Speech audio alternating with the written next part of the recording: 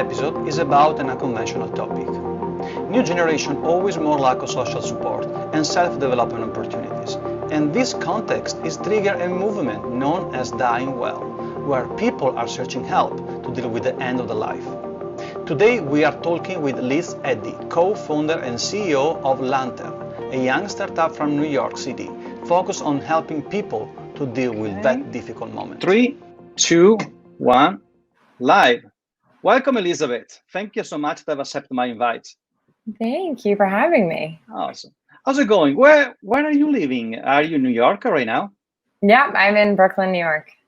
Oh, fantastic. How is the situation in Brooklyn, New York right now? I know there are a lot of things happening, not only about the problem related to the COVID, the pandemic, but also about protests and a lot of actually things happening right now. And the fireworks, right? Yeah, and the fireworks. I think it was really interesting living here in New York through sort of that first 2.5-ish months of the pandemic here in New York City, where it was really getting a bit out of hand. And the way that I sort of sensed the evolution of it was the sound of sirens. So you're right. In the first, you kind of had these ebbs and flows where there would be sirens all day long and all night long. And then it slowly started to decline and be less and less. And that was sort of my mental signal that things were getting a little bit better. And so that's something that now I'm really, really hyper aware of. But I think we're living in a complicated and sad and confusing and emotional and grief-stricken time, where there's this tinge of hope in me that likes to think that at the end of all of this, whatever the end is, that we will be a much more compassionate society. I really want to believe that. Yeah, I agree with you. And actually, it's good to the fact that you say, you use actually the siren for the ambulance and the police for understanding the gravity in the situation. And now slowly they disappear, and the fireworks show up, representing how the people actually probably want to come back to life, and be alive in the city. Fantastic. Yeah. But let me introduce you quickly to who is watching right now. You are the co-founder and CEO of a startup called Lantern, which I want to talk about it with you shortly. But you also have been a teaching assistant, right, in terms of global communication brand at the Columbia University. And you also have worked many years for a nonprofit organization focused on support crisis intervention. Tell me more about your journey. Yeah, so I actually started my first company when I was 15. Developed a nonprofit that created a curriculum and a series of events that helped young people understand the signs and how to get help around dating abuse and domestic violence. It was supposed to be just a school program, and then it started to evolve and show up in universities and high schools all over the U.S. And my two best friends, who are my partners in that project, we worked on it through most of college, and then decided to really keep it a university and high school focused organization. So it's still running. It's been running for 15 years now.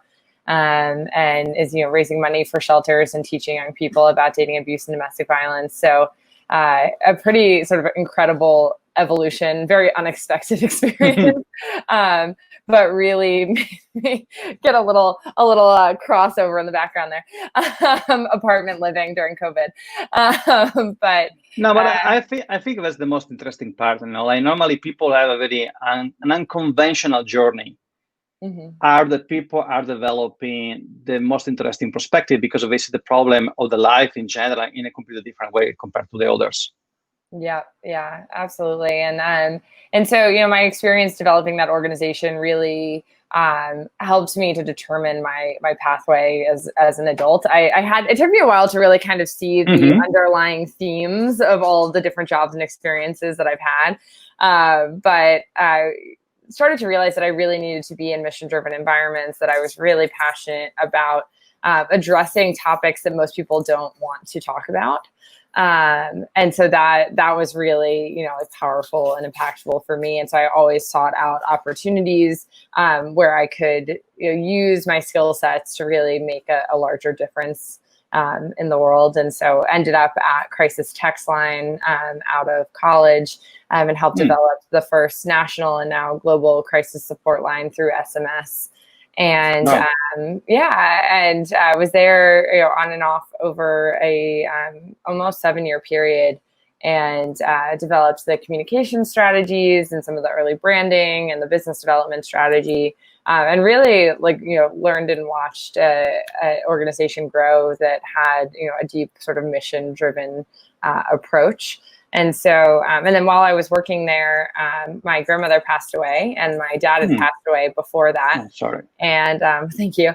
And so I was sort of in the throes of managing my grandmother's end of life and navigating how to basically close up a person's life and history of 96 years on this planet, and was trying to use the internet to answer my questions, and very quickly found that it's death and loss is the one thing that we all have in common. Like, we're all going to experience it. We're all going to die at some point.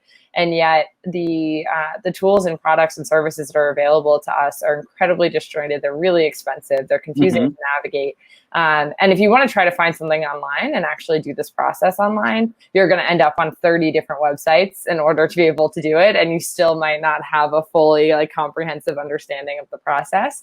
And so that's where Lantern really started. I was talking to a good friend of mine who's now my co-founder, and expressing a lot of these frustrations. And she's an incredible product thinker. Like, she sees problems and she immediately starts to think okay, what can be put in place in order to solve this?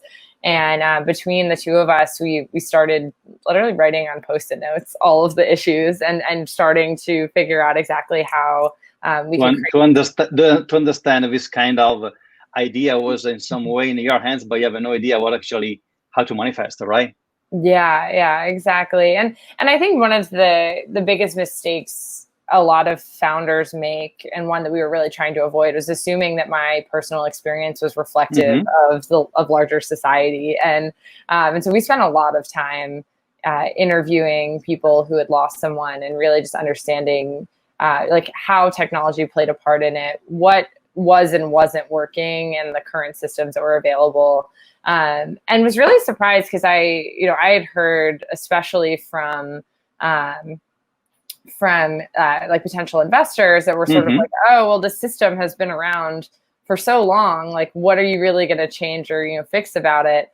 And then on the flip side, you hear from people who've actually been through the process, and they're saying how broken these systems are. And there was this real disconnect in the understanding from a business and venture capital perspective versus the user experience. And so a lot of our work was bridging that gap. Well, I believe because actually for sure there was a problem in the market, as you say. People have trouble to figure out how to navigate through everything. They have everything. They have all the tools, they have all the service, but they have no idea how to using all together in a meaningful way. Do you think do you see more Lantern as just a tool, or something more like a service and tool try to improve the well-being of these people in a certain moment of their life? Yeah, I mean, the well-being is the core of it, right? We always say the product that we're building is addressing people's sort of inability or lack of access to grieving and taking care of themselves during a loss, because they are so wrapped up in the logistics that they don't have space to seek out support systems, to even accept the support that's being given to them in the early days, because instead they're chasing down a phone bill, or trying to figure out what to do with a car lease, or all of these seemingly trivial things that get in the way of the I think really important step of grief, which is just being able to look at photographs and talk to people who knew this person, and be able to laugh and cry about it, and just sort of sit in that experience.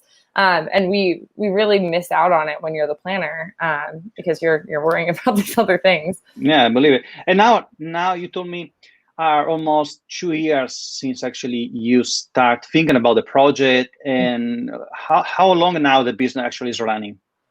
So we launched a like very quiet beta version of the product this past September 2019, and then we launched a little bit louder in January. I certainly wouldn't say we haven't done like a really loud sort of marketing campaign at this point. We're still small, but we're growing just through word of mouth, really organically.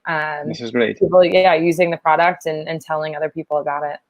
And I'm really curious about, because I mean, the product is definitely unique. I mean, there's no like a tool for marketing or social posting. It's something very unique. What kind of challenge you had when was the moment when you identified the idea you want to achieve? And it was the moment looking for partner, people believe in you, or investor, or actually aggregate that kind of core team now for start the project. What was the kind of the problem you have to share your idea or let the people to understand the opportunity? Yeah, I mean, I think, if you've lost someone, it's very quick. Like there's not a lot that needs to be done to explain what the problem is. For those that haven't navigated it, it depends on who your audience is. Like for example, we're really, we're working on getting companies interested in sharing Lantern with their employees as an employee benefit. And there's a ton of research about how poor handling, for example, of bereavement and loss can create a huge lack of loyalty towards the business. If you don't have a good bereavement leave policy, if you don't have good communications, if you have unrealistic expectations, people don't want to come back to the job they were in if it's not handled well. And it's really similar too from a customer service perspective. So if you're, for example, a life insurance company, or you're a senior care facility, and somebody passes away, and you don't have empathetic communications and and tools and resources to help people navigate that process, you're directly impacting the people that are going to talk about your business very publicly. So if I joke all the time that Verizon, I've heard so many times, had terrible customer service for people that have lost someone, because they don't say I'm sorry for your loss, and there isn't an empathetic communication with it, and it's a really complicated process to cancel an account. And you would think that would just be the kind of thing where you'd be like, oh, that was an annoying process, and let it go. But no, when things like that happen, you talk about it all the time. You say, oh my gosh, Verizon was terrible, but Time Warner Cable, they were incredible. They were so helpful. And you tell anyone that will listen about this process. So it's, it's always a little bit strange when you're talking about this topic to say there are business motivations of why you should care. But the reality is, and what I have learned, is that businesses need more than just saying this is the right thing to do. There has to be some other elements to it in order to really push it forward. And for me, I'm if we can get enough businesses to say we really deeply care about our employees during a time like this, that's a huge win, because that's changing it's changing a culture around bereavement and loss that we don't see right now. I mean, we don't even have in the US a national standard on bereavement leave. So there's a ton of work to be done here. And so we're kind of just chipping away at it. And actually framing your road before everybody else makes totally sense. I mean, I understand now that the business is very young, and I'm pretty sure you are learning a lot of things every day. Because in the moment you go in the market, you talk with your audience, you learn new things. But do you see already some kind of sign where your product is going to be more relevant for directly individuals, or more like organization, or probably both right now? So we are targeting more focus on companies and organizations.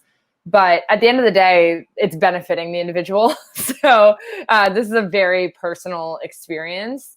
And so, doing your own end of life plan or managing the loss of somebody else is a very individual and personal experience. So, we'll always have within our product the ability as an individual to access the information that you need. So even if we are, working with more companies, it doesn't mean that you can't just get there as, someone who found us online. Well, I'm happy to give you feedback, because I mean, I know your project since a while right now, and I always be very fascinating what you're doing. I think it's great.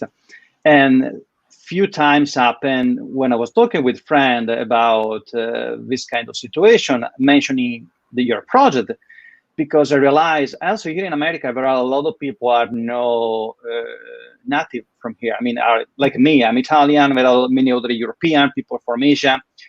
And you never thinking about that kind of situation, but when happening, you really have no idea what to do and how to deal, especially in a different country.